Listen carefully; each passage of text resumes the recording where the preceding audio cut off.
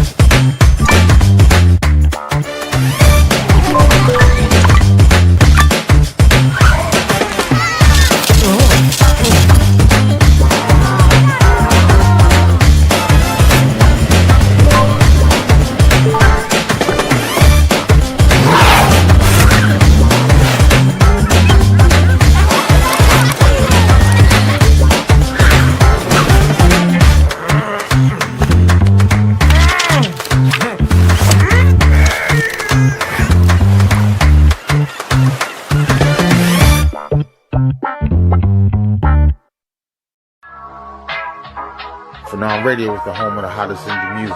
Tune into the Phenom Radio Top 20 Countdown, Monday through Friday, 10 p.m. Eastern Time, 7 p.m. Pacific. A razor sharp hustle, radio pass hustle, when the sun.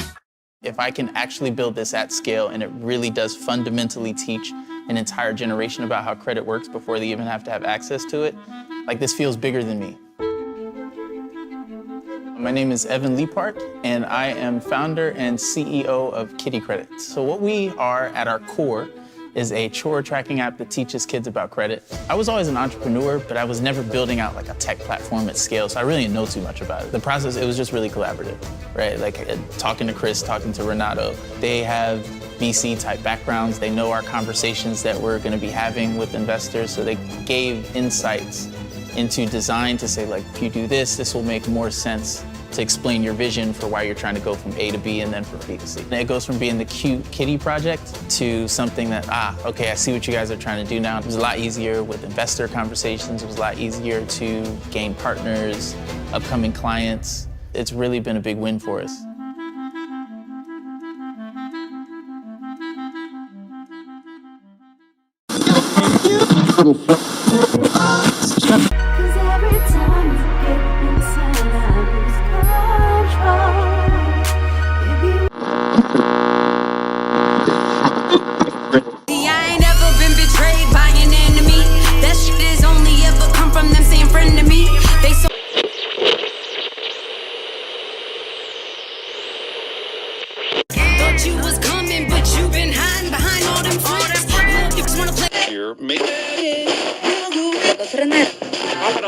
So many times I played the fool and meant he'll be low.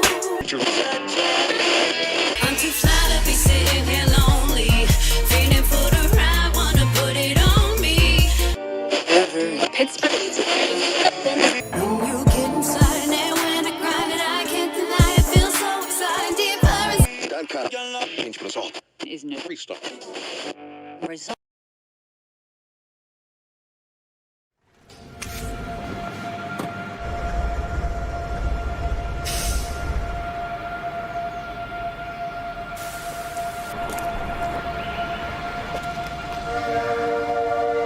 A better job, a better home, a better life. Who hasn't wished for these things, worked for them, and sought a place where they had a better chance of becoming real? For generations, Brockton has welcomed those seeking something better. From those who came in search of opportunity to today's multicultural population that makes us the most diverse community in all of New England. Brockton is a place where homes are more affordable,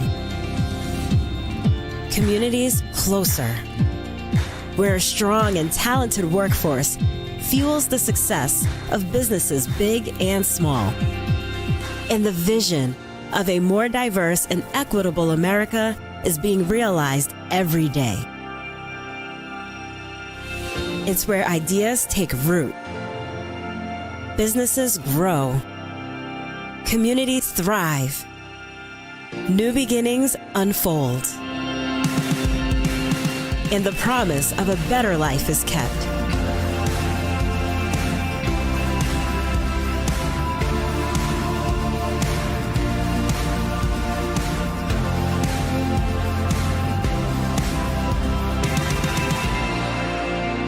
Brockton, Massachusetts,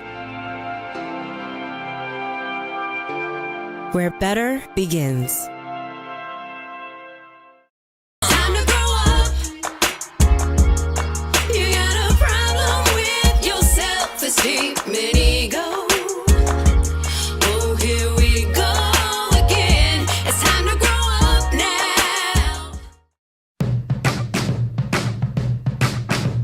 Let them laugh, let them point, let them talk about me. Let them say that I'm too much. No, it doesn't bother me.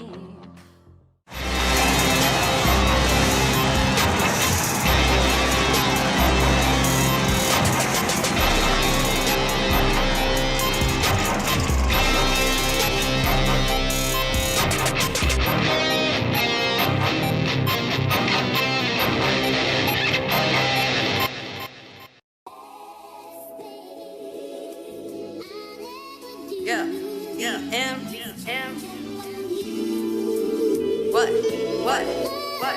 Yeah, see, I ain't never been betrayed by an enemy.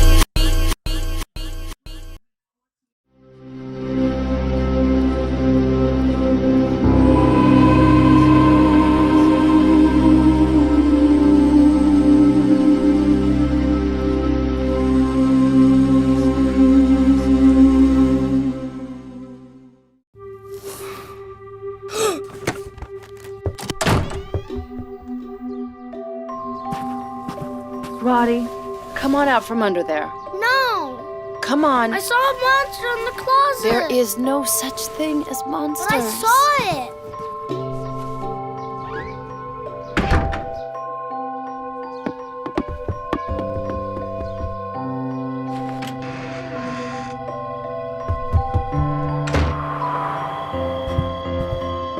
Jeff, could you come up here? Okay, pal, it's time for bed. There's no such thing as monsters.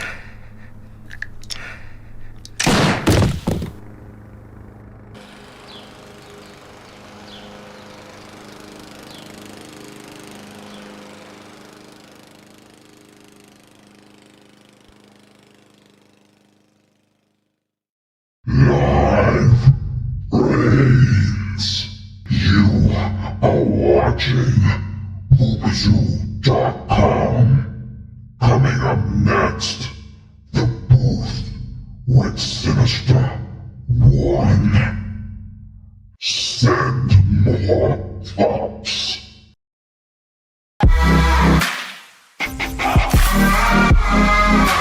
It's caught in the crossfire.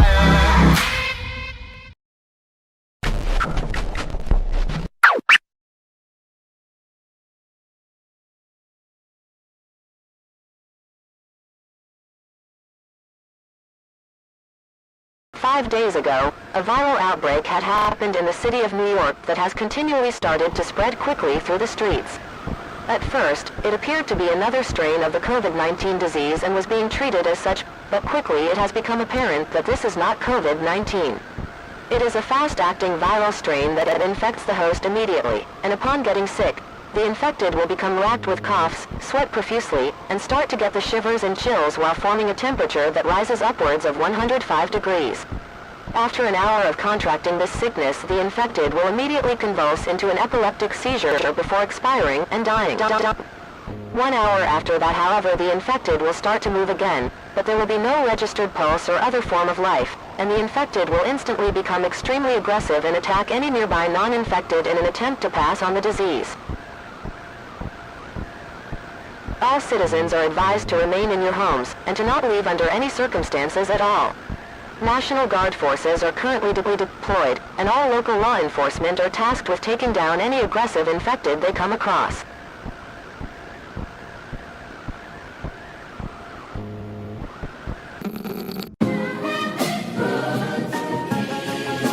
Can you dig it? Can you dig it? Can you dig it? This is blasphemy. This is madness. This is the booth.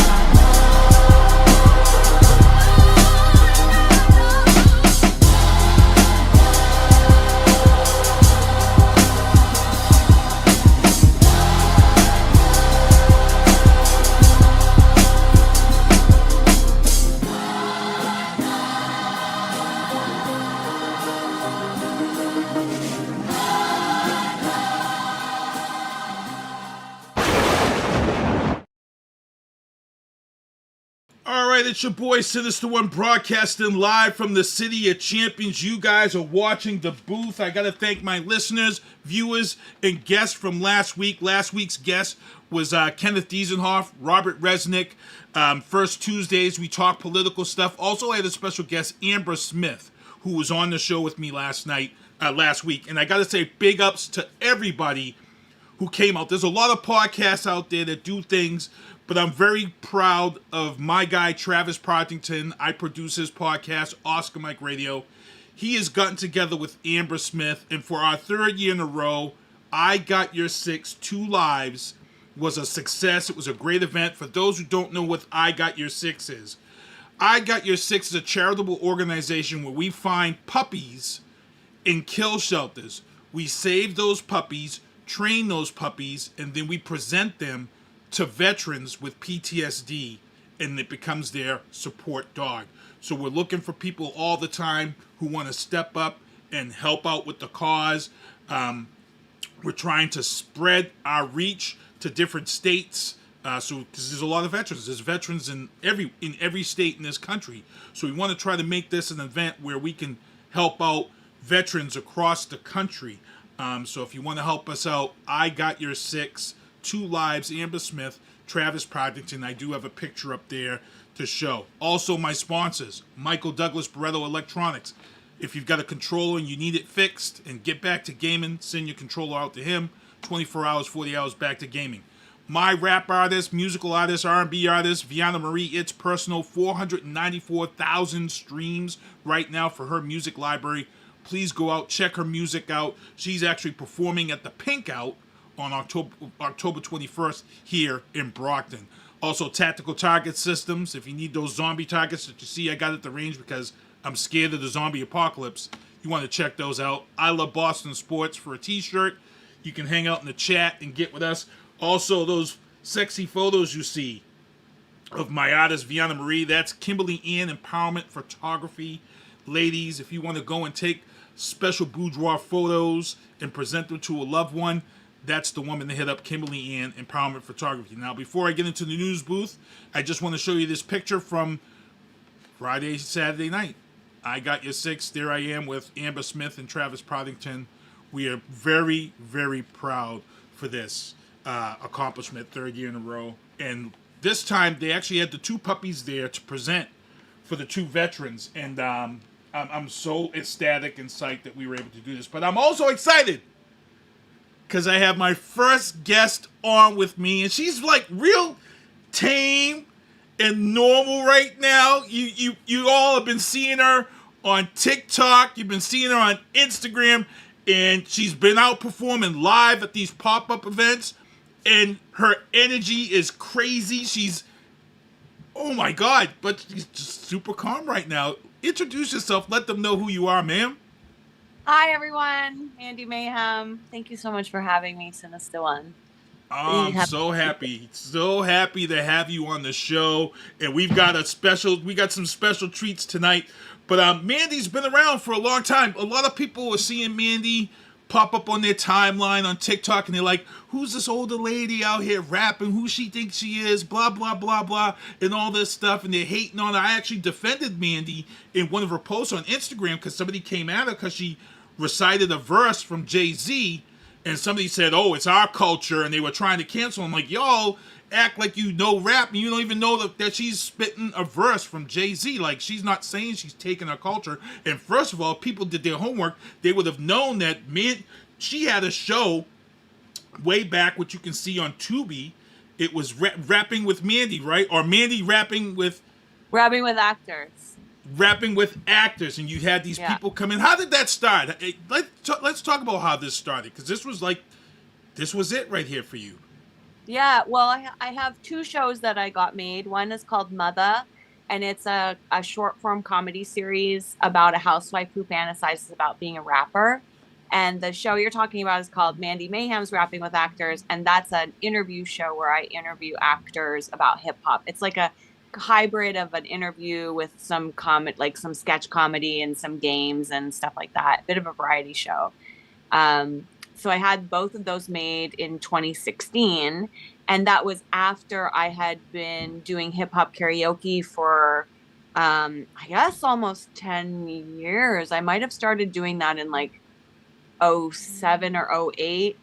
And they had competitions at hip hop karaoke, and I won back to back in Toronto. I think it was like 11, 12, 13 maybe.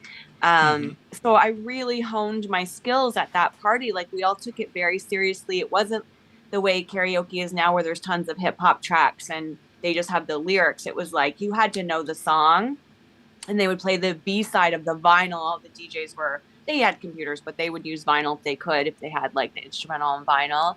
And you had to throw down, and like I was just really good at it for a lot of reasons. Cheerleading being one of them, actually, because I ran a cheerleading company for 10 years. This is the Coles Notes short form version of my life. But I ran a cheerleading company for 10 years, and I cheered in high school and university. So the skills of a cheerleader are crowd control, yelling rhyming words at drunk people, throwing up hand signs. You know, it's like all the same stuff. Sports and hip hop are very, very closely related. So it was an easy transition for me. And I did musical theater and all kinds of stage stuff as a kid. So I've been performing my whole life is the point. And I'm a trained actor, trained improviser, written for film and TV.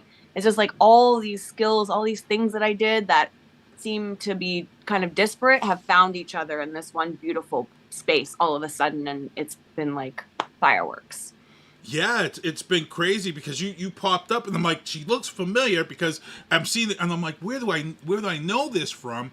And then I Googled and I'm like, oh my God, that's the girl from that. And then you had done a lot of stuff previously, and we were off air. You were actually talking that you kind of really got your start doing spoken word, which I used to, judge and do some poetry slam stuff at Massasoit. I used to be a person who used to do some judging there. Let's talk about that and how did that expand into this rap stuff? Yeah, I wonder. I was always writing poetry, and in university I studied literature, so poems, poetry, words. Big fan. So I think after watching 8 Mile, I have a recollection of this moment. I got really inspired, and I wrote a poem about hip hop, and it was just about, God, the way it made me feel. The kids breakdancing, when I was like 8 or 9 years old, the cardboard on the corner, and the experience I had with this music that I felt like spoke to me so clearly, but maybe wasn't supposed to be meant for me. It was kind of like, I knew even then I had a conflict with it, or with like my love for it. It felt like it, so I wrote that piece, and I wrote a bunch of other pieces, and I was finding that spoken word, I write in kind of a stream of consciousness way. And then, now I go back and edit, and I play with my rhymes a lot more now, just to try different styles and, but back to the spoken word component. So I did a couple of poetry slams. The very first one in Toronto that I went to, it was like an annual one that I think is still going, run by Dwayne. Oh my God, what's his last name? I forget his last name. Up From the Roots is the name of his company. So it was the very first year, I think it was 2000. I got up there and I did a piece about like my mother and a tree, and how it was like all this internal musing and conflict within myself, and all of this about like maybe becoming a woman or something like that. And then people held up numbers, and one person gave me like a 6, and the other 2 gave me 9s.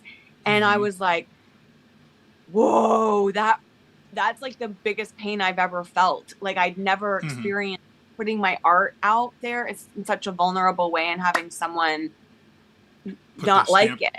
And I didn't know how to process that. And it shut me down, and I stopped doing it. And now it's so crazy because I'm in this position where there's comments floating constantly on the screen, and it's in my face the whole time. It's been 20 years, I have a thicker skin, but it still gets to me. So then the other thing that was going on with that slam was that everyone else was coming out and yelling. It was I don't know if you remember around the 2000s, but like it was very aggressive, like yelling, you know. And then I went to another event maybe 5 years ago in Toronto just to check it out. I'm like, wow, it seems like this scene has really grown. And it was all these poets doing what I was doing, you know, in 2000, but I was the only one doing it. So I felt like I was wrong. I was getting it wrong. So that was another reason I stopped. And so this has like been kind of a theme throughout my career of like not feeling like I'm fit because I'm so different and talking myself out of doing the thing because I don't see myself reflected anywhere. But this time I'm on a train right now that's not stopping. So at this point it's like, yeah, it's crazy. Like I saw you pop up and I was like, okay, what is going on here? And then like the love that you're getting, like I think I saw a video of you and I was like, okay, I gotta stay with this and see what's gonna happen. And then you had went to New York and people had recognized you and they would stop you on the street in New York, and you know it was great. Because one of the things I've always said about the black community is, you know, if people respect you, they're gonna show you love. And you were in New York, you were getting a ton of love, and then you went back out to the California side, and I watched the video. It was a DJ event, and you did this legendary clitoris rap that you did. Yeah. Where do you come up with this stuff? Honestly, Like- that line I don't know. Like I wrote, so that phrase is from my show Mother, the comedy series. There's a song I have called "My Badge Is the Truth," which is on my Spotify, and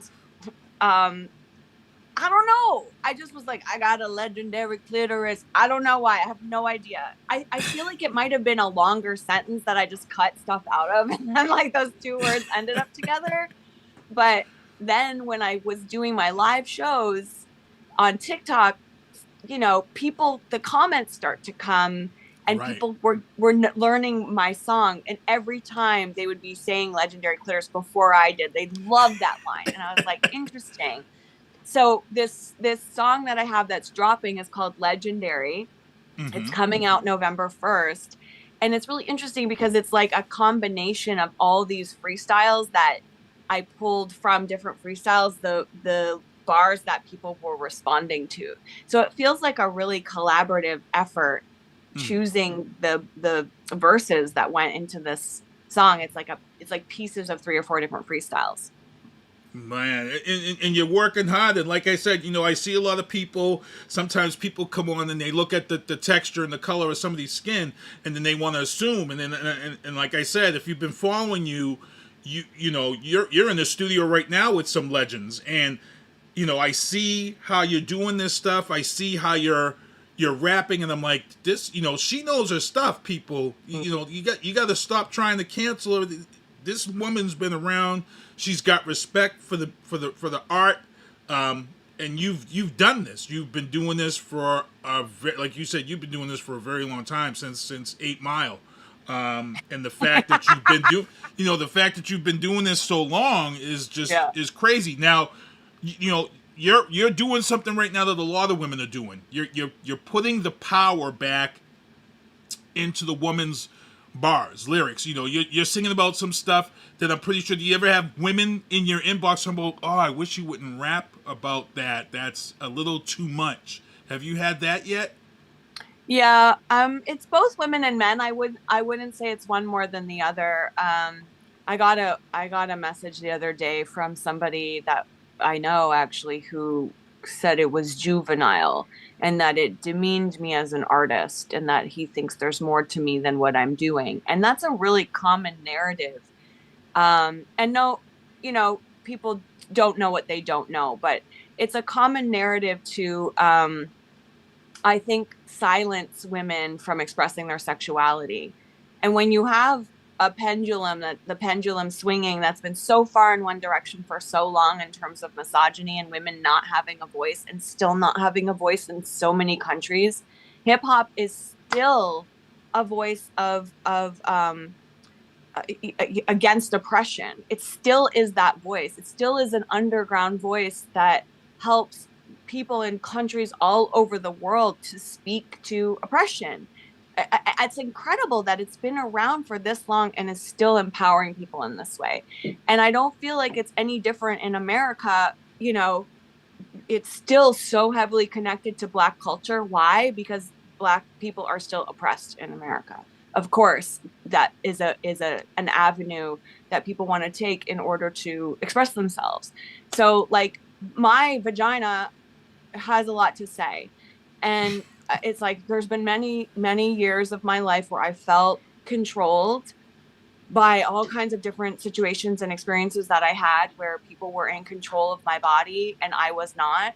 And now it's like she has a voice and there's like it's an alter ego of sorts, and it's coming from that area of my body. And when she's finished speaking, then my lyrics will change. But until she has said what she needs to say, they're going to stay there. And when I look at women in rap, today, I think that a lot of like what's happening is, very individual, obviously, but there's a reason why collectively women's voices are making this very loud statement about pussy power or, you know, whatever you want to call it. And it's because we have felt, I don't want to speak for anyone else, but my thesis is that it's because we haven't had a voice. And so that voice needs to just continue to yell and scream until it's out and we feel like we're moving in a direction that feels like there might be some equality at some point. But we've been in this hip hop. It's just been like from one perspective for a really long time. And I know people are saying that in women in hip hop, it doesn't feel balanced because there is so much sexual content. And I just posit that it's like a trauma response to the years of abuse that we've taken from the hip hop community and the patriarchy. There have been some incredible MCs that are women lovers and so many beautiful songs and lyrics that are like about love, and like it's definitely not all one-sided, but there's been a lot. Like one of my favorite MCs growing up was Big Daddy Kane. Mm-hmm. But like, pimpin' ain't easy is problematic.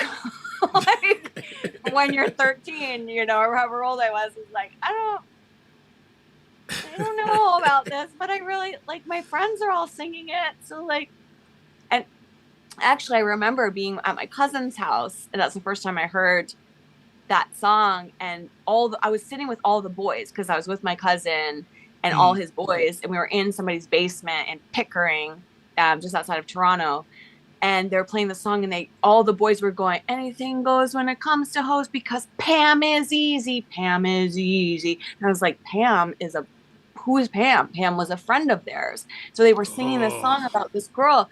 And so it's really weird to be like in that environment, but then also hearing someone talking about a woman. It's confusing because I want to be part of the boys, but I'm not. Right.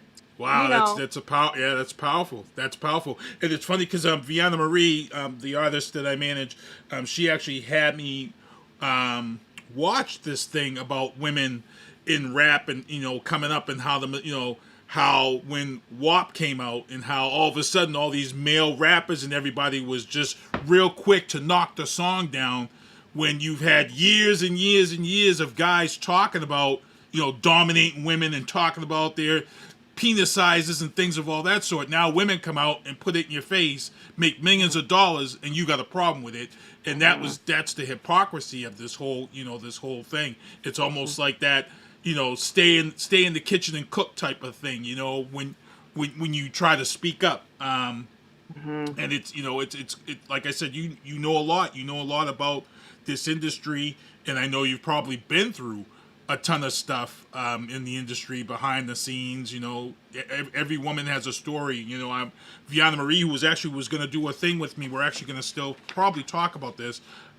in one of my stories tonight in the legal booth, like Jason Derulo. He has a lawsuit going on with him right now because he had this girl in the studio and allegedly he tried to drug her and wanted her to have sex with him, and he refused. She refused, so he blacklisted her so her career wouldn't go anywhere and put the word out. And, you know, a lot of people say, well, that doesn't happen, but it does happen. Unfortunately, that type of stuff does happen in the industry. That's why we had the hashtag #MeToo movement and things of that sort. So, again, people, I'm on here with Mandy Mayhem, who I know you guys are all tuning in. If you see Mandy on TikTok, she's wild, she's crazy, and like she said, that Mandy Mayhem is her kind of alter ego, so she's kind of tame. But I'm going to ask Mandy if she can bring the alter ego out and just give us a little taste on the booth tonight. Just kind of let it go.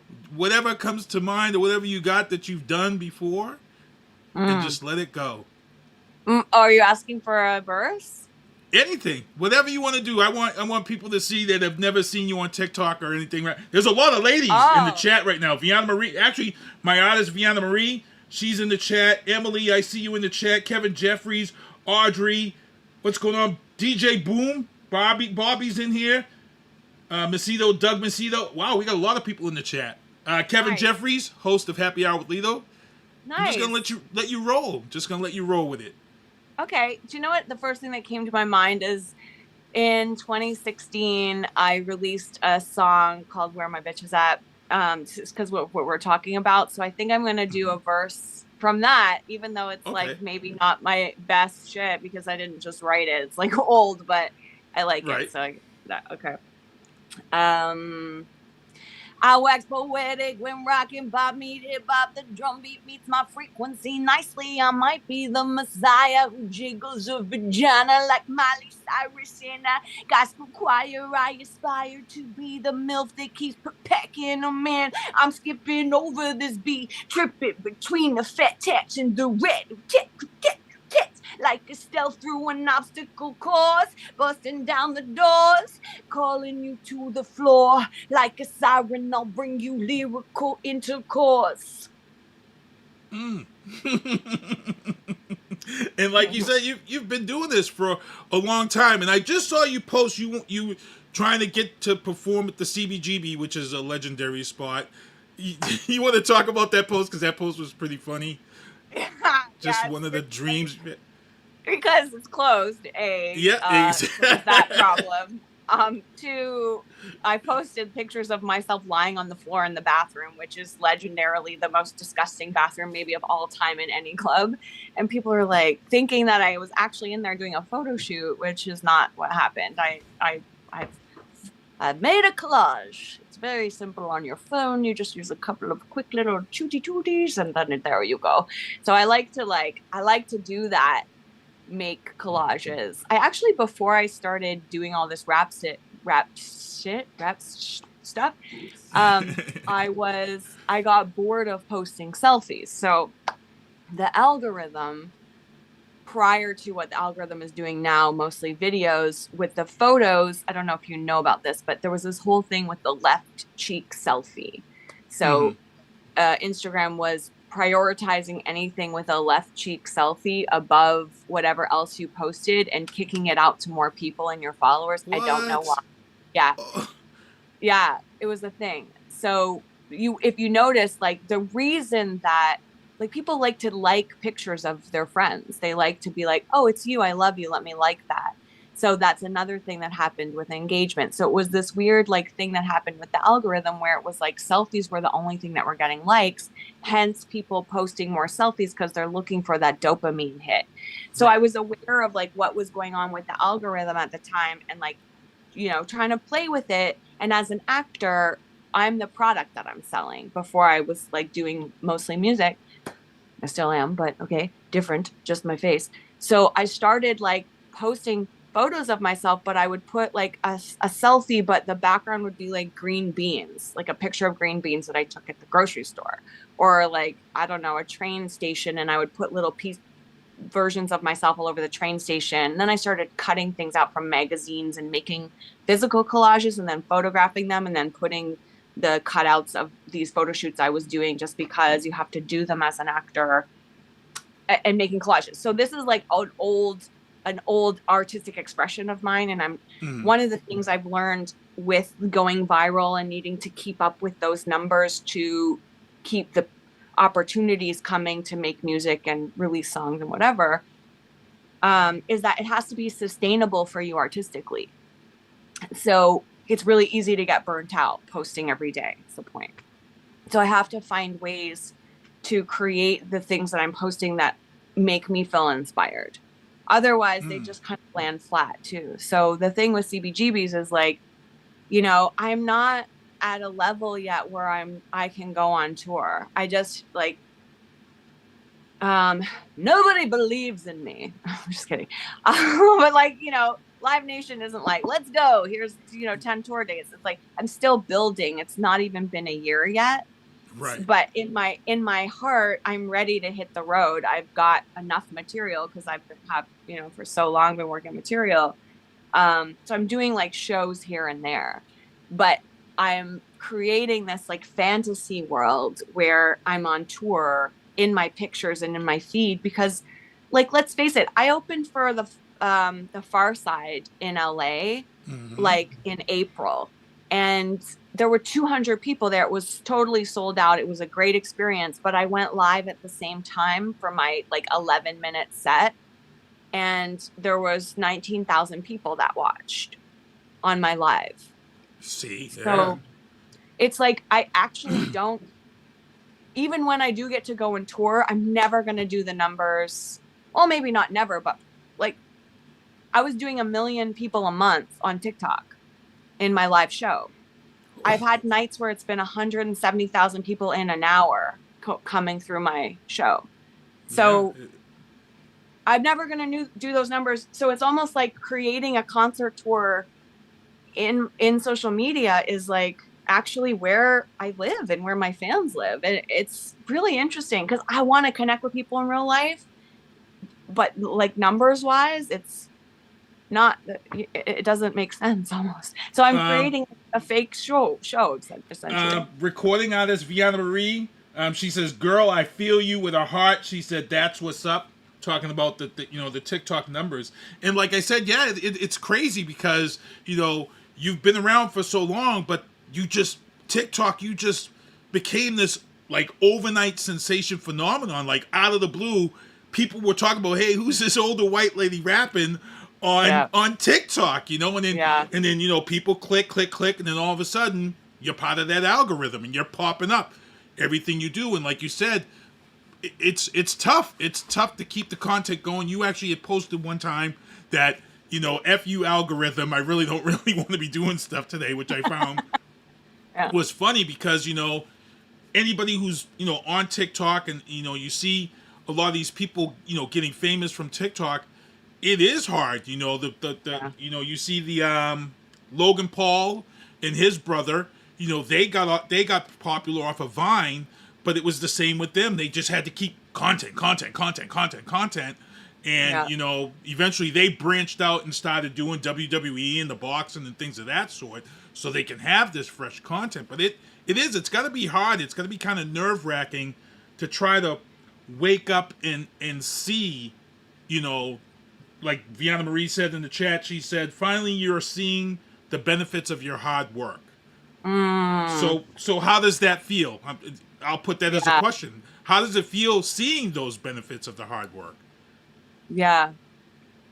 Well, two things. First, I want to say it's crazy that you brought up Jake and Logan because I'm working with their advisor who actually worked with them from Vine to, you know, where they are now, essentially. They stopped working together at some point, but he found me on Instagram and he had retired. He wasn't going to work with anyone anymore, but he's super spiritual and just, we had like a spiritual connection. He's like, I feel like what you're doing is going to bring a lot of light and joy to the world and I want to help you. So that's crazy that you bring them up. But how does it feel? You know, I've been really thinking about this the last few days because I have been burnt out. I'm coming up, the November 1st, the single coming out is 1 year to the day that I started going live on TikTok. And I think I need to adjust my metrics because I'm not sitting back and being like, oh, thank God it's finally happening. I'm more like, oh my God, is this going to go away? Like everything else has come and gone, you know, and the career does this. Like, it doesn't matter what your career is. It does this, but it's been like such a grind for so long. You know, I'm 48 years old and I'm ready to not worry about paying the rent. Like I'm ready for that part of my artistic life to be over. And I'm not there yet. I'm still like fundraising to shoot music videos and to get a flight home. And like, you know, I have this incredible community who they buy me like packaged food so that I'm not, you know, it's like that still. So, you know, it's like incredible. I have the moments are when I'm in the subway. Like, I had 2 moments on the subway this past week where I was sitting there and somebody across from me, this woman across from me, she was traveling with her suitcase and she had her pillow in a garbage bag. And I was looking at her and thinking, she was a young woman and Nova was her name.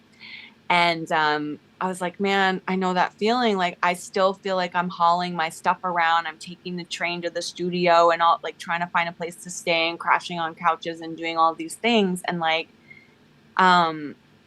I know the feeling, and she's probably 21, you know, and I'm still there. So there's that aspect of it that can be really draining. But so I was looking at her and then I just was minding my business and she goes, excuse me, are you the lady? And I was like, yeah. And her face just lit up. Like there was so much joy. And she's like, I love you. And I was like, what's your name? She said, Nova. And then I said, I'm Mandy. And she's like, I know. And it was like, I almost got teary, like just being like the love in her face. Like, and that I don't get to see that when I'm on live or just posting videos. You don't know. Right. And the other one was just a woman at the other end of the subway. I was coming in from Brooklyn and I looked up at her and she was looking right at me and she had that same look in her eye. You know, like that love reflected back. It was a super crowded train. And like, I smiled at her and that I actually did cry when I saw her because there was just so much love. And it's like, man, I appreciate it. I really do. And I think they're seeing my love for the art form and my love for like my life and my commitment to my life. And they're reflecting that back to me. And that's the powerful thing. The other stuff, like meeting the celebrities and working with the people who are my heroes, is incredible, but feels like accurate. It feels like I've put in the work, like 10, 15 years of training, you know, the degree in literature, the acting training, the hours and hours and hours I've spent covering other people's songs to learn all the different styles of how to rap, and like it's all coming together. That feels accurate.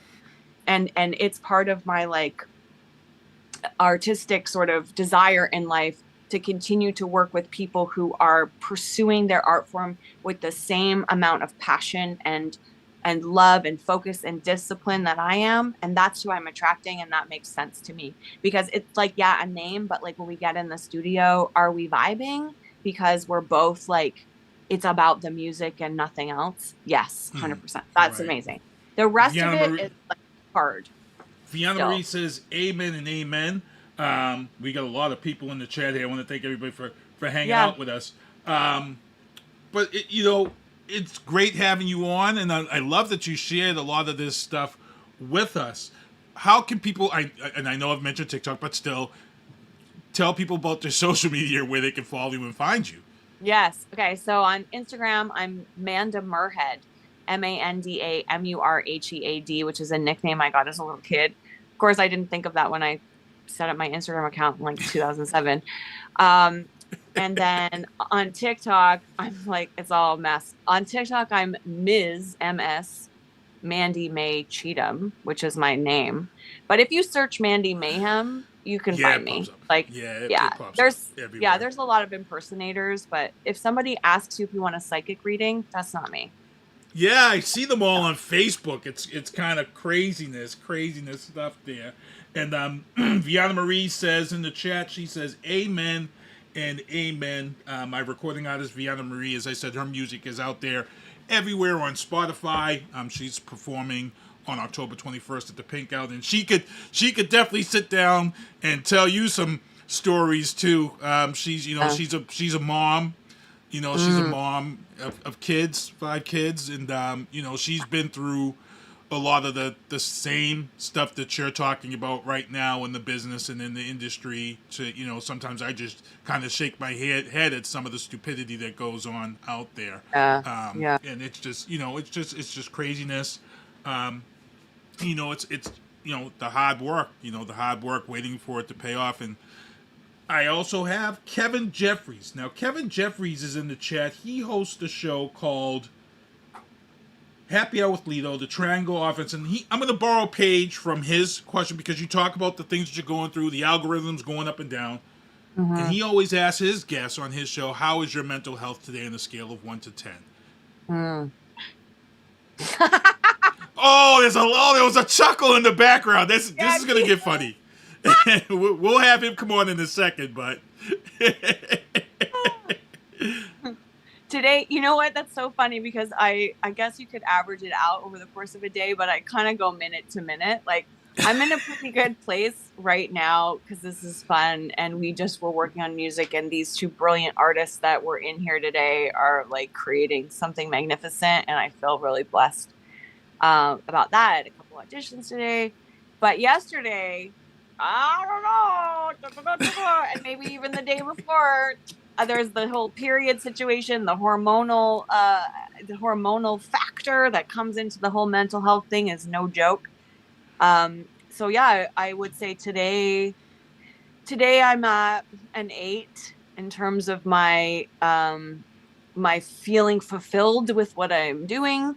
Yesterday I was probably at a 6, and I went live yesterday, and some of the comments, you never know what's going to get you. And yesterday it was somebody talking about me not chasing the beat when it was like a new freestyle that I've written that I was trying out on a beat that I'd never tried it with before. So that made me crazy, and I started losing my mind on that. Because everybody out here that leaves comments, they all know, they've been in the rap game for over 20 years, Yeah. That's my biggest thing about comments on the internet, that everybody is a perfectionist out here. They all know what to do out here. They all have their career. It's what hat are they going to put on today? Yeah, I know. And the comments can be so, and I've seen it on Vianna. I've seen the comments on a lot of people, a lot of guests on this show. It's like sometimes people get in the comments and all of a sudden they're the Superman of a-holes. It's just horrible. And sometimes when people will say, well, just shut those comments off. But for me, I'm like, I want people to see that stupidity and that hate. For me, I want people to see that there's people out there like that. But well, you need to have the comments because it's part of the algorithm. It's what makes the machine run. So you can't just shut them off. And when you're performing live, you can't shut that off either. It's just part of the deal. You can do a sub-only chat, a subscriber-only chat. But, that was the thing I was talking about in my live last night is like, it has been almost a year of some of the most incredible things happening. Mostly the incredible things are happening when I'm getting to make music and be in my art, whether that's in the show or making new songs. But also it's been a year of abuse. Like, it's flat out abuse. My friend was saying, I was like, I'm performing and there's comments running along the bottom the whole time. Mm-hmm. And you just catch them. You can't help but not catch them because the screen is this big. And she's like, oh, I guess it's like when I'm reading a legal document, I'm trying to focus on, she's a lawyer, and my emails are pinging. And I'm like, yes, imagine that. But every time an email comes in, it's like, you're old, you're ugly, you don't know what you're doing, you should go to bed, what drugs are you on, you have mental health issues. Like, can you imagine? Like, that's actually what is happening with maybe it's probably 5 or 6 million people that have gone through my live show. Mm-hmm. And that's, coming out. So it's like, I don't have an answer. I'm not going to fix the world, and it's probably never going to go away. So I'm just trying to keep working on what the triggers are and make them not upset me as they come in. and build a thicker skin. And you know, maybe I was talking with Paul Pesco, who's here playing guitar for me. He was Madonna's guitar player and Hall & Oates. It's like just so many Busta Rhymes, like all these tracks that you know the guitar lick, it's him. He did I think it's the NFL guitar lick that's in there. Like, yeah, that's him. He's amazing. Oh, yeah, exactly. Nice. Yeah. Well, for those who are in your comments, I got something for you. Here you go. Stop doing that. Stop doing that. Stop. Stop doing that. Stop. Perfect. So that's a good segue. Since you're talking about people, is Keith ready to come on with you? Yes, sir. Oh, I'm getting this. I'm getting excited right now. I'm gonna let this. Y'all have no idea who's about to come on here. Because I was actually just riding around in Vengeance with this music on. And a lot of people didn't even know what I was playing because it's back in the old school. Let him scoot over. Come on over a little bit more. No, you can stay in with him. He can come over just a little bit more. I gotta get him on. Oh yeah, sir.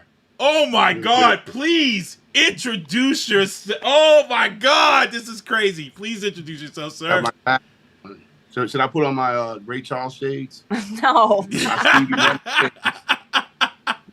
Because we got a legend up in here, and I've got a couple of questions. Working with my girl Mandy, Shocklee, Public Enemy, Bomb Squad. You're actually in my studio right now. Oh! I can show you the kind of the work center over there. They got a little setup. Yeah. Got a little setup. There's a little something in here. My tech game is off the frame. Yeah. This is crazy because who would have thought that I would be sitting here on a Tuesday night talking to Keith Shocklee, one of the members of Public Enemy, Hank Shocklee, the famous. Look. I was just driving around in Vengeance the other night. Night of the Living Bassheads. I had that bumping. Night of the Living Bassheads. And then I was feeling different. And I had on when you guys went overseas. I smoked a lot of crack during that video. I was the actual basshead in that video. the live version. I actually, when you guys went overseas, was the live version of when you guys did Bring the Noise with Anthrax, which a lot of people don't know. That mashup that was kind of the first start of that rap rock, because rock was getting they were getting beat up too at that time of era of rap and when you guys put that together, can you just tell people how big that was, that mix of Public Enemy and Anthrax, especially overseas, because you guys went and performed in a country where there was a war and you all shut it down for. Yeah. And then they said, listen, we're stopping this war. Public Enemy's here.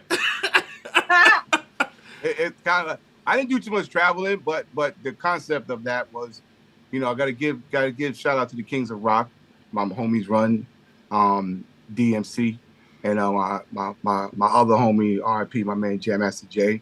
But they kind of laid the law to that. With that, it's just that when we got to it. I mean, then you got to give a shout out to the BC Boys, who was a punk rock band. So before they became rappers. So, I mean, we was always in that culture, the culture of that. And that's why I led up to the Anthrax. And growing up on Long Island, we grew up around Twisted Sister and all of them. So we was always into this shit.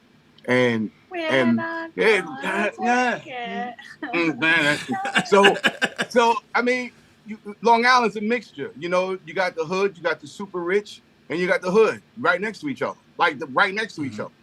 And people don't even understand that. It's how crazy that is. We talk about the Hamptons, where everybody used to hang out at, all the super rich. You had to go through the poor neighborhoods, which was Southampton, to get to the Hamptons. So you had the indigenous people, which is Indigenous Day. Oh, that was yesterday. That was Indigenous Day was yesterday. But we had all that, and then our rock roots was bananas. So when Anthrax decided to do the remake of that, truthfully, that put us on another stratosphere in the white audience. Yes, it did. that got us known bigger, and that's when Bono and YouTube asked us to open up for them. Y'all don't even understand that shit. That's what we was. And we was like in the rock world by that time. So, you know, getting down in front of hundreds of thousands of people with YouTube before festivals, people don't even understand that well. So we've always been in the rock. We had songs like Sophisticated Bitch on the first album, Rock Jam, where my man Vernon Reed from Living Colors played the guitar lines on that. And we always was rocking, you know, doing a lot of rock music. So it's a DJ, man. Oh man, we didn't get into that. So yeah, so that song with Anthrax just transcended and set us in a whole new blaze of world in the rock world. Yeah. And you came from an era. I got to ask you this question because, you know, right now on social media, everybody always wants to put the list of the greatest of all time, the best. And, you know, I see all these people throwing back, the greatest of all time rap producers. And there's always a name missing from the rap producers. And I get aggravated as hell because, yeah, I love my Dr. Dre. Don't get me wrong. Everybody always wants to put Dr. Dre at the top of the list. Then they want to put, you know, Atlanta. And I feel like y'all are ignorant because one of the guys who produced some good music is Rick Rubin. Why does this man not get the respect that he deserves when you talk about producers? There's so many people that Rick Rubin had put on through that Def Jam label and coming up when you guys were all coming up. Rick Rubin was this guy, Beastie Boys. Why does he not get that respect that he deserves when you talk about the top 10 rap producers of all time? Because it bugs the shit out of me. Because rap is a black game.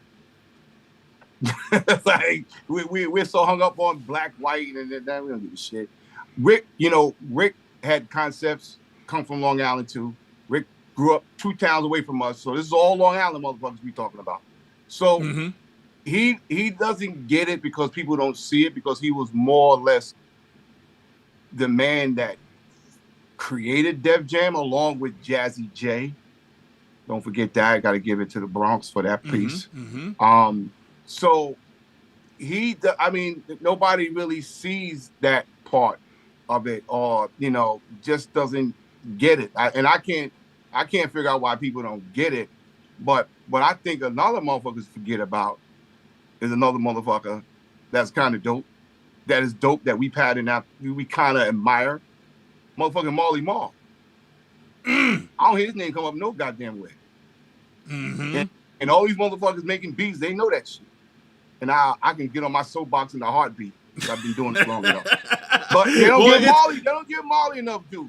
And I pisses me off. Isn't it like, you know, the producer as a celebrity didn't happen until a different era of hip hop? Like, you guys started the idea of like a group as producers, right? That was was your era. So that was a specific type of fame that you had as producers. But like, you know, later on became, so I think the conversation around that maybe happened, even though Rick Rubin's been producing this whole time, he didn't create even though his persona is also like a caricature, he didn't like really pursue that as I am a celebrity in my own right kind of deal.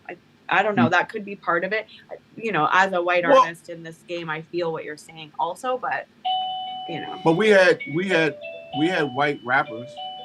You want to get that? Third base. Yeah. I was rocking third base. I was rocking third base, the gas face. You want me to go a bit crazier? The Young Black Teenagers. Oh. It was a white group. Oh, they was on BET Rap City. And we call them. They had one of the dopest shows back then coming up, and we called them Black Teenagers, and every black person lost their goddamn mind. And it wasn't about being the color black.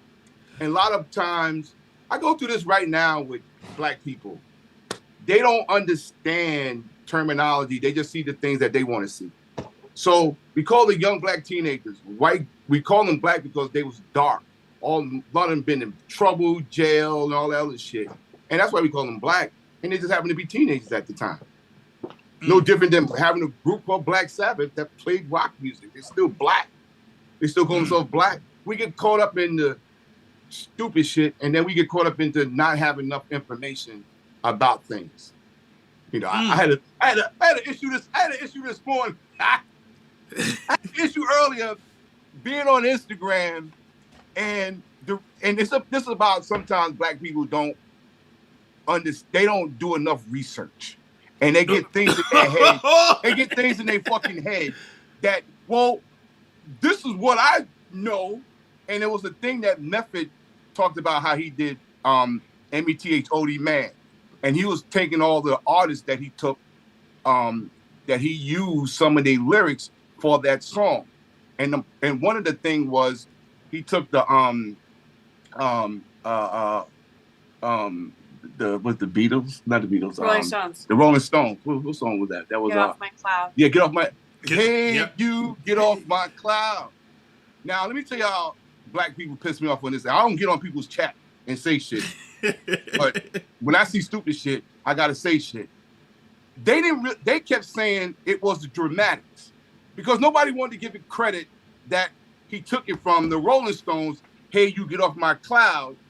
But the Rolling Stones made a song, not the Rolling Stones, the Dramatics made a song going, hey, you get off my mountain. Hey, you get off my cloud. That is not, hey, you get off my cloud. But people were still adamant that it was Dramatics. And it wasn't. And they was debating people that was putting things in there that was true, and they was debating it like it was wrong. That's the problem. We get hung up on, and they didn't want to believe it was a white group. Granted, Method said it was Bootsy, but the song came out in 65. Bootsy became popular like later 60s when he was with James and all that. And he was young at that time, because people forget that Bootsy might have did the song over, but I didn't find it. But it was the Rolling Stones, and anybody had a problem with it. These are my things that I deal with. I can deal with a lot of facts. Been doing this shit since 74. Yeah. And hip hop started, as we say, hip hop started in 73. Don't let me get on that one. right. But we're glad. We're still glad that we're celebrating 50 years. Yeah. We're still glad to be celebrating 50 years. Yeah. And 50 you know, years of everybody's version of hip hop, which is cool. But where you at, you know, you got the Latin cats thinking it started there. Started in Toronto. It started in Toronto. Listen to me. I like it. And it's funny. It's funny because, you know, when rap came to be and it started, you know, it took me back because I remember growing up in Boston early on, and I remember my dad would have the albums, and you know, the album that always came up to me was The Last Poets. My dad had these 2 Last Poets album, and they had this rap on there, you know, spoken poetry, when the revolution comes. When the revolution comes, and you know, that's like that really early stuff right there. To see where rap is today, when people would say it would fall off, it wouldn't be here, and you know, it's here for 50 years. It's also the most dominant in fashion. It's crazy. You guys even brought a fashion sense, even though, you know, Public Enemy had this whole thing where, you know, people became knowledge of self with Public Enemy. Yeah. That was one of the things I liked. You know, growing up, the Nation of Islam was strong in our black communities, and this is Long Island, dominant white, blacks is in certain sections, and people don't even realize that shit.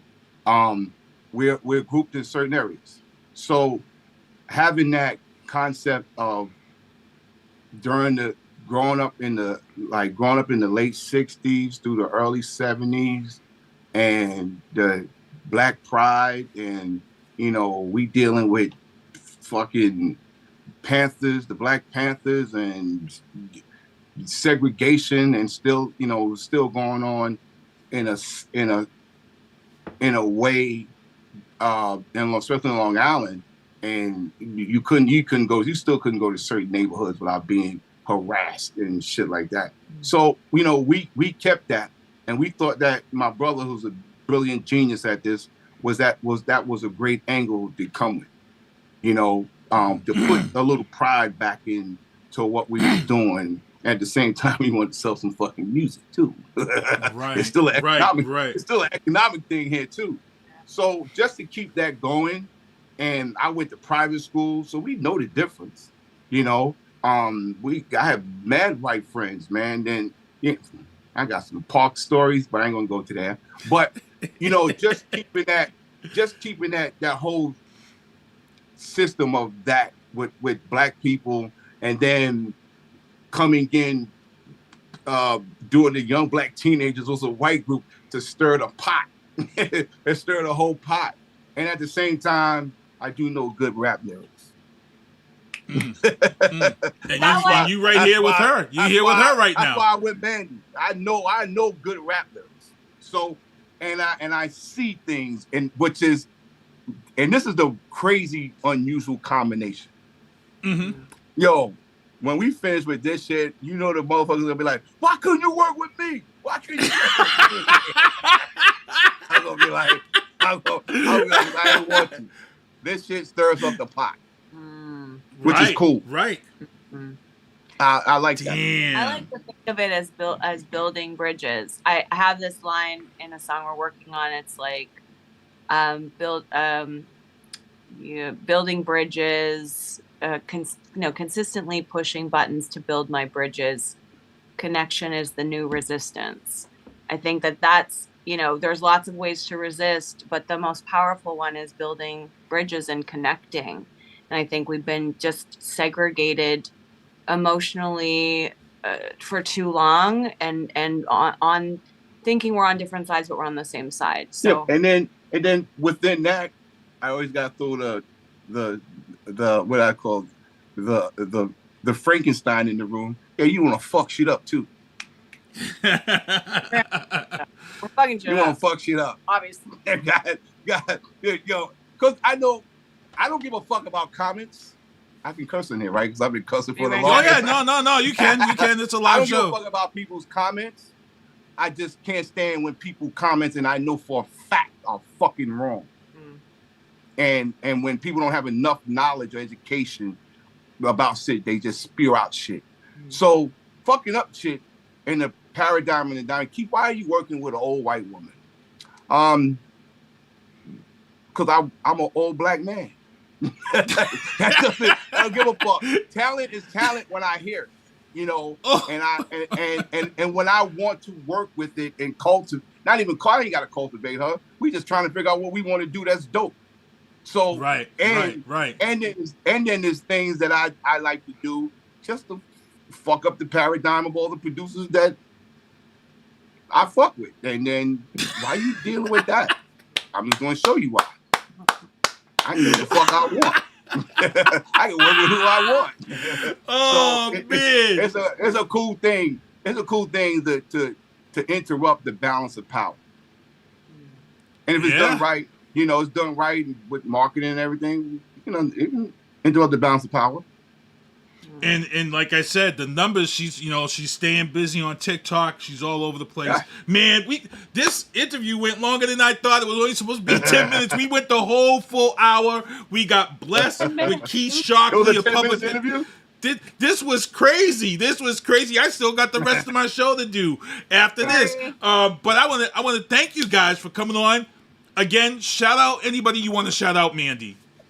Oh, shout out to Keith Shocklee. Shout out to Paul Pesco, who's sitting over here in the corner. Super guitar player. Incredible guitar player. Shout out to Madonna. I hope we get to collab someday. Yo, don't go there because I can throw a monkey wrench in that stop game. it. Also, I have a show in LA on the 14th, this Saturday. Also, there's virtual tickets available. So when you Google Mandy Mayhem, check the links in my bios for those tickets if you want to join. I'm going to be performing my song Legendary at this event. I'm doing a half-hour set. And also another song that's unreleased. I'll teach you how to fuck. You want to come through and check that out. And also, I've got a Patreon. If you feel my plight and you have $5 you would like to contribute, please help me. do get groceries. Thank you so much. Okay, thank you very much. And if you're out here in the Boston area again or New York, let us know, because we would definitely would have to come through and show our support if you're here on the East Coast. I wish I had known when you were out here the last time. We definitely went out there and supported you, and definitely a fan. Definitely gonna stay in touch with you as you're on this journey. Keith, anything you want to shout out? Y'all go check out my merch. It's based on me and Hank, Chucks, Flav, Griff, Rap Crew, Spectrum City. I got a lot of merch over there: t-shirts, hoodies, keychains, cups, whatever y'all want to do. SpectrumCity.shop. SpectrumCity.shop. I'm actually writing that down so I can go over and check it out and share the links. We got hats. Yeah, SpectrumCity.shop. Okay. And y'all can find me on all social media. Mainly, I'm on Instagram a lot, and I'm on TikTok a little bit. And Twitch. And Twitch. And everything's on the Keith Shop. You still DJ, or do you just produce, straight producing? Nah, I'm DJ. I'm going to London in 2 days for the rest of the month DJing. There you go. I don't know. I still DJ. I do vinyl now. Not vinyl now. Play 45s and digital. Well, my tech game is nuts. My tech game is crazy. There you go. Yeah, and like I said, I have a track tour. I actually was hit by a car back in February, so I haven't been able to DJ all year. Because when I DJ, I jump around, I wear masks and all these crazy stuff, and I wasn't able to do it, so I missed being out there. I got a buddy; he's on Twitch. He's doing this stuff on Twitch whenever he gets a chance. But real quick before we let you go, man. Real quick, coming up, what was it like for you that you know, you like you said, you come from Long Island, Queens and stuff, and you guys go over and you're playing in these crowds where it was just all white people, and here you are, Public Enemy, Nation of Islam. How surreal is that? I got to hear from somebody, because we seen it and I seen it and I felt it. I'm like, damn, they must be like, what the? We got the S1, you know, we out here on stage doing all this stuff, but the white kids is rocking with us. Like my man Mike Jordan. I grew up with this white kid, Mike Jordan. Mike Jordan was one of the biggest Public Enemy fans, like out there. Coming up, this dude would buy the tapes. The CDs would come out. Mike Jordan be reciting your music. And then you came up with it. Like I said, what was it like? It had to be craziness. It was a point proven because I've converted Mandy to Muslim. To the nation. Oh, man. I'm an asshole. I get jokes. Listen, it was about just doing things that we felt. You know, we just, like, believe it or not, man, the racial divide on Long Island is nuts. And then you know, there's places where you couldn't even, you couldn't even walk. Listen, you know the Baldwins, Alec Baldwin and all them motherfuckers? Yeah. They lived in the next town next to us. Roosevelt used to always have beef with Merrick, and they was all white, and Roosevelt was all black. We had those kind of shit. Lindsay Lohan them lived over there too. So not to say that we was beefing with them, but just the concept of what it was on Long Island, you know, and that kind of shit that we saw. Chuck went to Adelphi, which is in the rich neighborhood of Garden City. If we missed the last bus going to take us back to the main road because we had the radio show, we didn't have a car. We had to walk through Garden City, which all the big mansions. The police would make sure we follow us until we are escorted out the block, which is only a mile walk, because we're not supposed to be in that area at a certain time, even though there's a college in that place where a lot of black kids go to. So those things that we saw, we dealt with, you know.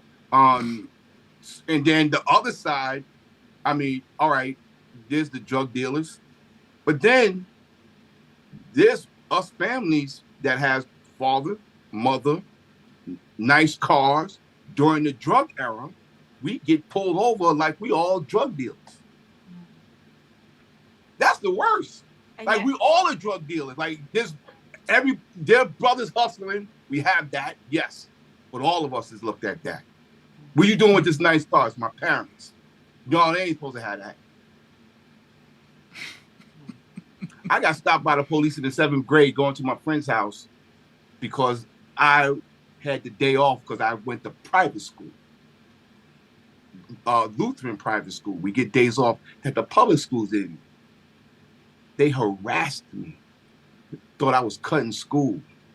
And until my friend's sister came out the house, that's when they left. Because she told them we all off of school today. So we had that going on. And this is the 70s. Right.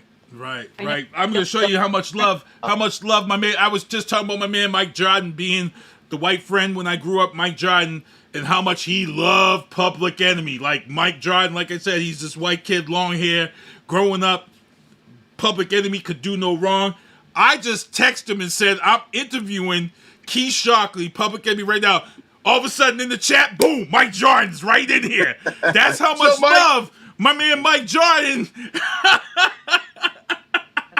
But, one other thing, why I guess we gravitated to a lot of white kids. Yep.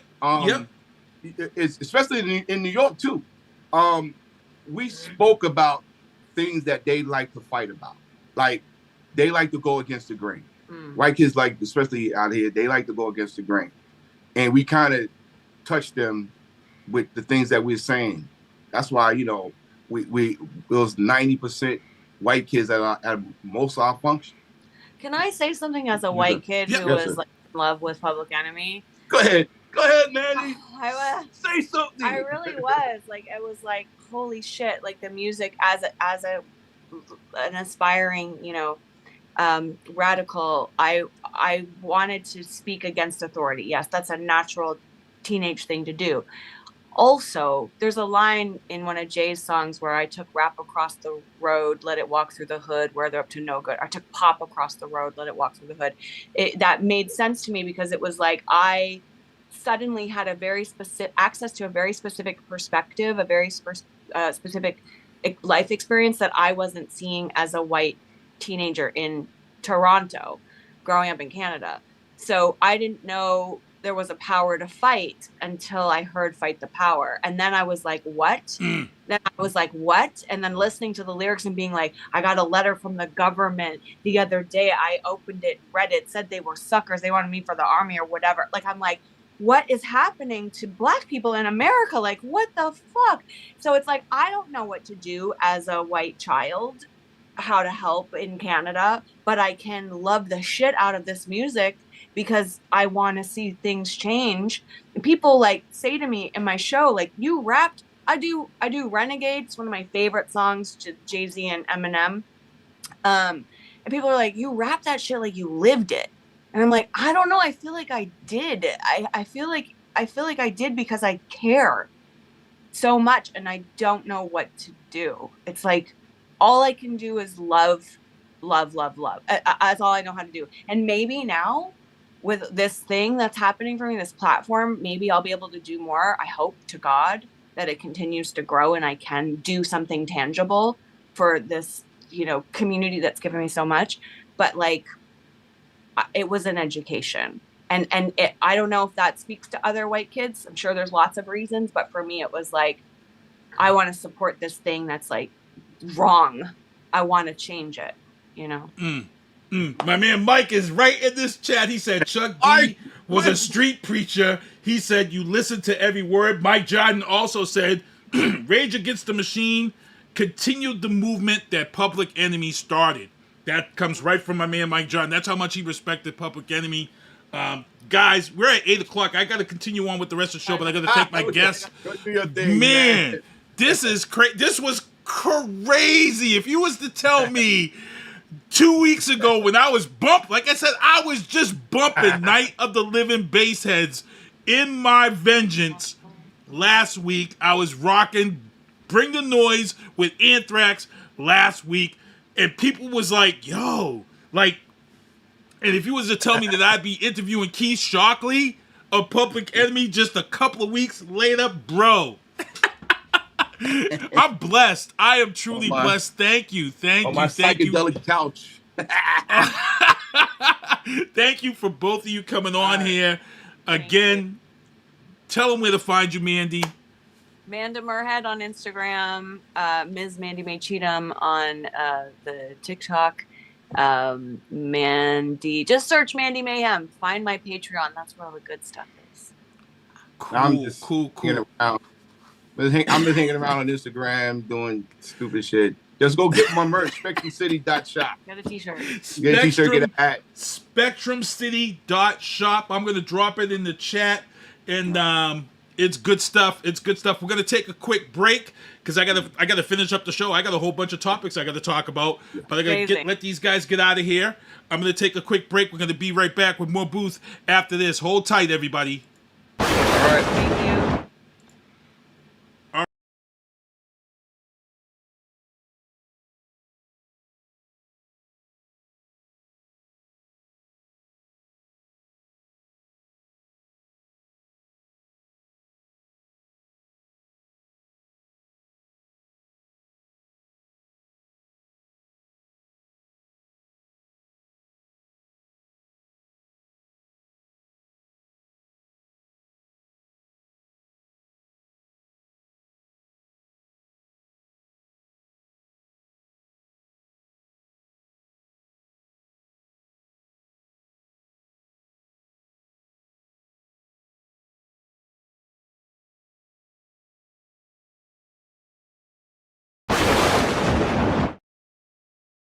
All right, it's your boy Sinister One broadcasting live from the City of Champions. Man, I am blessed.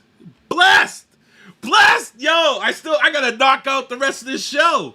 I want to thank everybody for tuning in who's in the chat. Tyson Go, I got your events I'm going to be talking about when I close out the show. Morgan E. Hawk is in the chat. Thank you for being you. Mike Jordan, thank you for tuning in. I had to text. You guys don't get it. Me and Mike Jordan, we grew up together. I knew this kid since he was like 7 years old. And Mike Jordan was one of the biggest Public Enemy fans out there. When Public Enemy hit, Mike Jordan was like, oh my God. You know, and when I told him that I had Keith Shocklee on from Public Enemy, Mike Jordan come right. It was so funny. You couldn't even count how fast it took for Mike Jordan to get in here and see the legendary Keith Shocklee of Public Enemy on this show. Steve Rita. But I got to get into this show and get this show closed out. In the news booth, it was an embarrassing night. 4 takeaways from the school district meeting involving the money that was lost. Some of the things that have coming out during this audit, that there were some people who had access to the software and were able to cut checks that shouldn't have been able to cut checks. It was a loophole, which is one of the things I did mention. I did see John Williams in here, and this was one of the things I said the audit will know. And I had said that was one of my concerns. Did they have a loophole to bypass the restrictions that the software had? And it looks like that's kind of what happened. And there were people who were making withdrawals and taking monies that shouldn't have been, they weren't authorized and they shouldn't have been taking stuff. So this is going to get kind of ugly. They're going to get to the bottom of this, and that's why certain people weren't in the know. But it's going to be taken care of. Also, let's get into the legal booth. Singer Jason Derulo is being alleged in a lawsuit that he expected sex from Emanza Gibson, which you see pictured here. And because she didn't give up the sex, he blacklisted her, had her blacklisted in the business, so she couldn't get a deal with anyone else. That's what she's claiming. We're going to see about this, and I'm going to be trying to get an interview with Viana Marie to talk about this. Steve Reeder, I see you in the chat. What's going on? In the entertainment booth, singer David Ryan Harris is accused of trafficking his biracial kids by American Airlines staff. And here's the scary thing, people. The scary thing is that this is the third time that this has happened in this year, where a parent has been accused of trafficking a child because their child is racially mixed or whatever. It's scary to think that child sex trafficking is so bad in this world that we now have deputized airline stewardess, airline stewardesses and attendants as, because you can't call them stewardesses no more, it's attendants, as the last line of defense. To where you've got to assume if somebody is trafficking a child. It's kind of crazy. It's kind of scary that this world has evolved to that, and it should let people know how serious sex trafficking is. Also, Chris Rock is to direct a Martin Luther King biopic. Steven Spielberg is set to executive produce. You heard it here in the booth. Just give him the Oscar. Just give him the Oscar. Chris Rock has been doing some stuff behind the camera and has been real good. And now you've got Steven Spielberg with deep pockets as the executive producer. Just give him the Oscar. I can't wait to see who they cast to play MLK. I can't wait. The true story behind Dumb Money is on Netflix. For those who don't remember about Dumb Money, it actually started right here in the city of Brockton. Keith Gill, who he drove the GameStop stock crazy. Keith Gill did. Him and his little crew, for about 6 months, they made a ton of money off of GameStop stock, which had announced they were going out of business and they were closing locations. And these guys went in and they took it to the elitists. They beat the elitists at their own game. I'm going to have to check this movie out, Dumb Money. Also, in the entertainment booth, Iron Claw. The poster has been released. Iron Claw is the movie that's coming out at Christmas about the Von Erich family. For those who watch professional wrestling, if you have no idea who the Von Erich family is, then you know nothing about wrestling. Get off the show. I don't even want to see you here. Look. If Sit down. Sit down. If you don't know who the Von Erichs are, and you talk about you're a wrestling fan, sit down. I don't even want to talk to you. Simple as that. Michael Myers. The guy who played Michael Myers in the Halloween movies, Tyler Mane, one of the guys. He says Britney Spears at risk with prop knives, just like we said. Those prop knives are just as dangerous as real knives. That whole spin on prop knives is crazy. What's up, Corey G? Corey the Barber. Eastside Cuts, what's going on? If you guys watch right here, Fastlane was this Saturday night. AEW's former champion, Jade Cargill, showed up at WWE's Fastlane, got out of the limo. And what was weird is Jade Cargill shows up to WWE Fastlane in wrestling attire and meets Triple H, but she ain't wrestling.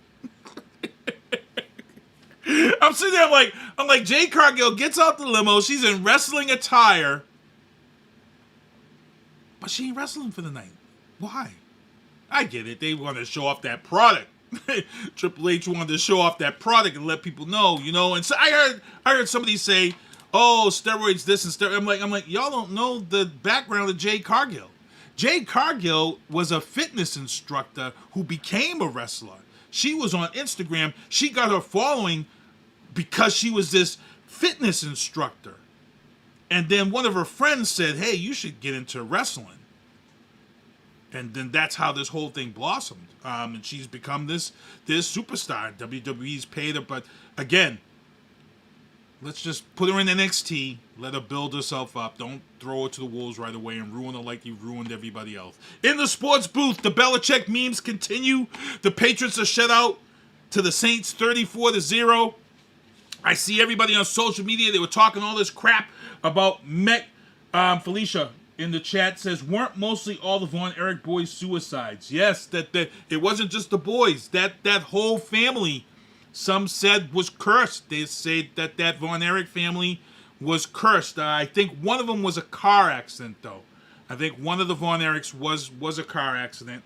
For those who watched the Fox wrestling early back in the day on Fox 25, you used to watch that world-class championship wrestling from down south with the Von Erichs, Iceman King Parsons, Gorgeous Jimmy Garvin, and when that folded, the death of the Von Erichs is what kind of killed that promotion, which is what led that promotion to move a lot of those people to WCW. That's kind of what happened there. But I can't wait. The movie comes out in December. I'm definitely gonna look at it. Mike Jordan says the Patriots suffered the Drake curse on Sunday.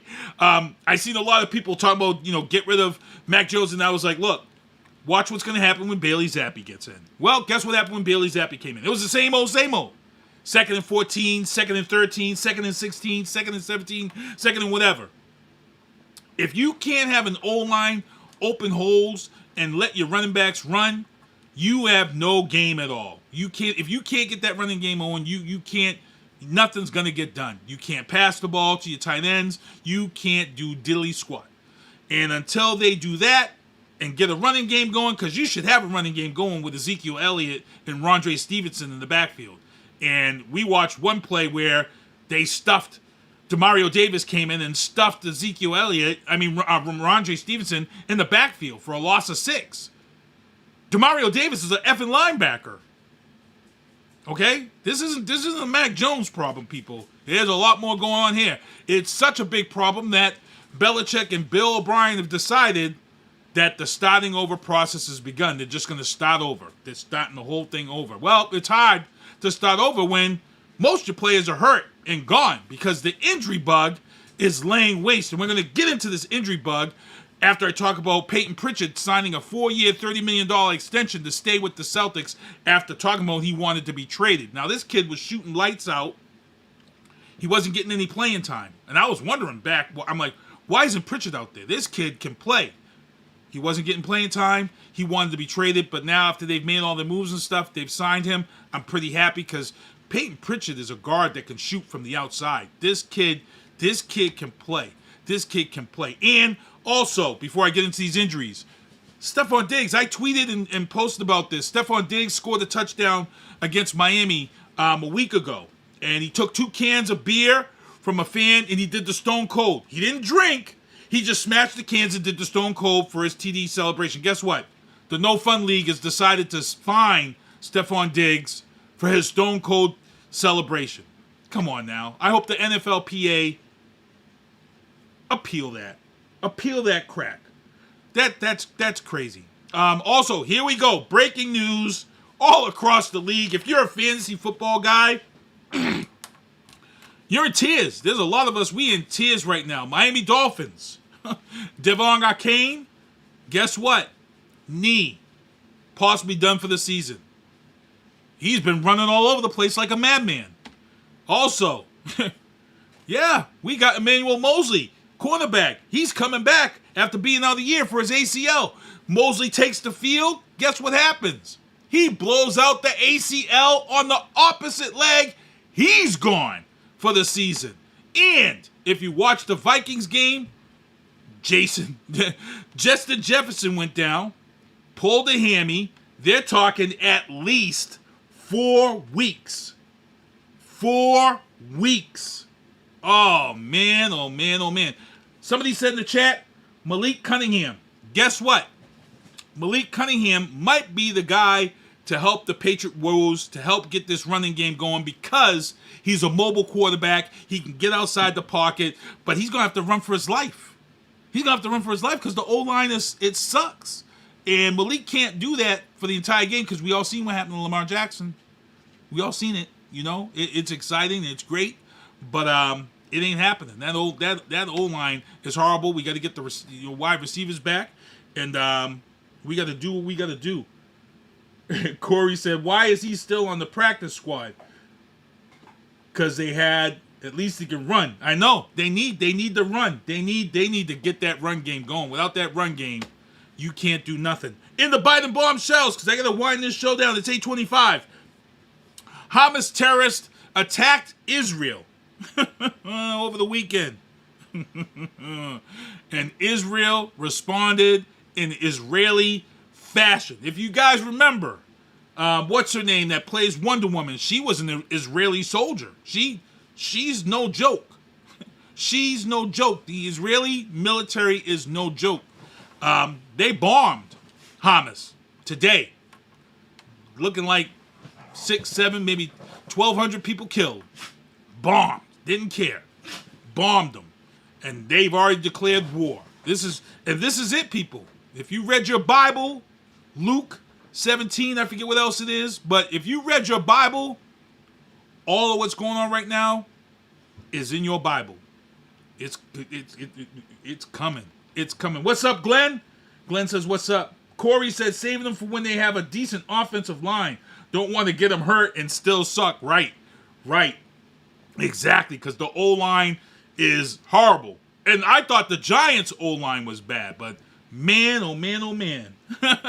That Patriots O-line is horrible. And it was crickets. It was funny because it was. When people were like, oh yeah, people were on Facebook, they were cheering when Zappy came in. Then after Zappy went in there and went 3 and out, you know what the people were like on Facebook?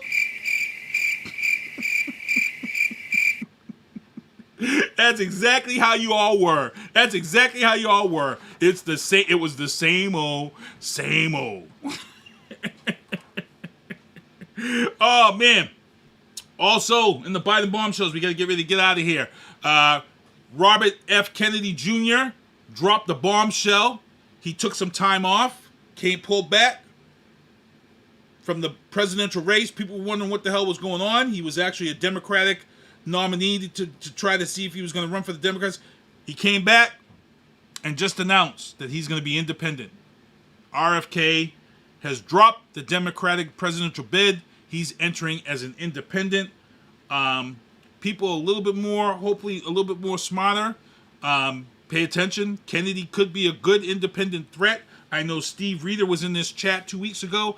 He was talking about RF Kennedy after being, a solid Republican guy. But yeah, we're going to see. Hey, I want to thank everybody for tuning into the show, hanging out with me, hanging out with us. Everybody in the chat. I want to thank Mandy Mayhem for coming on the show. I was blessed to be blessed with Public Enemy's Hank Shocklee on the show. Blessed. I'm ecstatic right now. But again, I got to thank everybody for coming on this show, supporting me, helping me out. The beanies were out there. They're all gone. I got to try to figure something out. All the shows I produce, Food Bar Studios, Matty C Sports for You and Me, Oscar Mike Radio, the Triangle Offense Podcast, all these shows. Also, Platinum City Gaming, 75-cent wings, every NFL football game. Platinum City Gaming, 75-cent wings. That can add up fast, though, if you eat a lot of wings. Also, my man John Howard, MMA fighter. He has an event coming up October 14th. If you guys remember, John Howard's kids were involved in this shooting that happened. They also have a number event on October 19th. His daughter was the one that was shot in the head. They have a live amateur boxing night. Also, another event for John Howard's kids is going to be in Natick. That's a $20 drop-in fee. All that money goes towards his kids. The Pink Out is coming up October 21st at the VFW, 12 to 5. Viana Marie is performing at that event on the 21st. Also, Pat Global presents the City Talent Show, Shine Like a Star, Thursday. And it's going to be enter to win prizes, scan the code, 5 o'clock. Also, vote for Jamie E. Hodges. She sent her thing in for Ward 2 school committee event. This is going to be November 1st at the Cape Cod Cafe. Remember, your voice, your vote, these people here have sent their banners to be posted so you can elect or support them. As I said, these are banners that are sent to me so they can be posted. Jamal Braithwaite, he's running for city councilor at large. Again, reminder, vote is coming up. November 7th is fast approaching. Jean Bradley, Durand Court council at large. Let's move Brockton forward together. Again, November 7th. Remember to vote. Cynthia Hodges running for councilor at large. Again, we are better together. If I am your choice, you will always have a voice. Steve Hook, councilor at large. We've had him on the show a couple of times. Steve Hook, who runs BEMA, Brockton Emergency Management. again, November 7th, Steve Hook for Brockton.com. Jamie Hodges, whose event is coming up, she's running for Ward 2 School Committee, making sure all your children have a voice. That's Jamie Hodges' banner. And then Cynthia Rivas Mendez, you saw her on the show about 2 weeks ago. She's running for Ward 5 School Committee, and she's been very involved with this audit and thing that's been going on.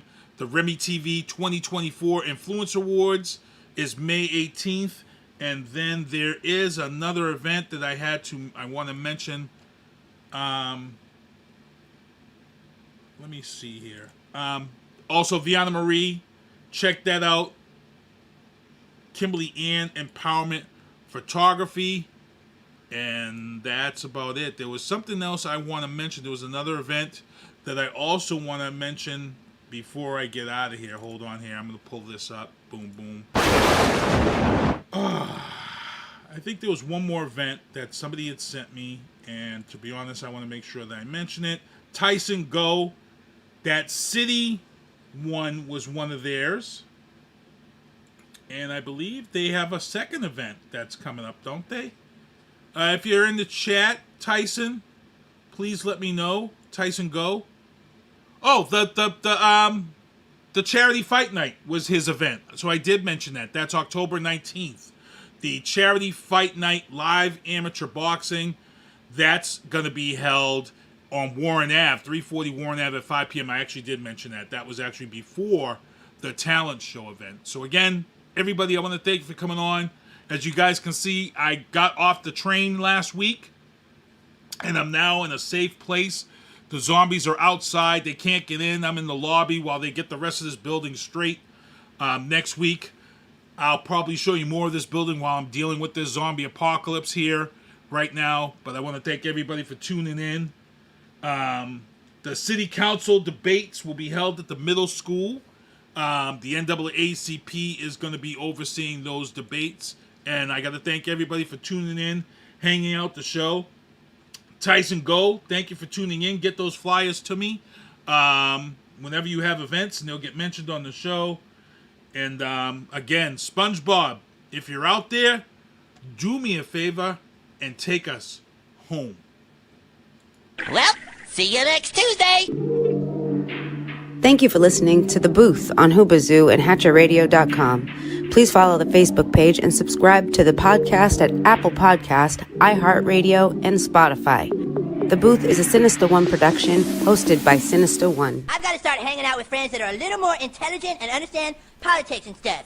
It's just that I'm up on this level up here, and all my friends are down here. Me, nah. You guys, nah. Maybe a little more down in here. Screw you guys, I'm going home. I smoke, I drink, I do my thing. These bitches hating, so you know I got to make it plain. Don't do cocaine, but your chick, my main. We stick together, true forever, yeah, you know we bang. I miss those days, which was easy. If only I made it, keep this shit on repeat. Now that I done upgraded, I've been upstate, but y'all think I'm playing. And I got a hit now for these weak ass hoes who think I ain't slaying. Try me, and I'll probably end up laughing, cause I never back down. I'm that chick with a clean ass whip, I don't need that shit, cause I got my own now. I get home and I get tired of fussing, fighting, guess I gotta crack down. Don't mess with me, cause on everything I'ma have to bring the whole city out. WHOOBAZOO, that's Hoobazoo.com.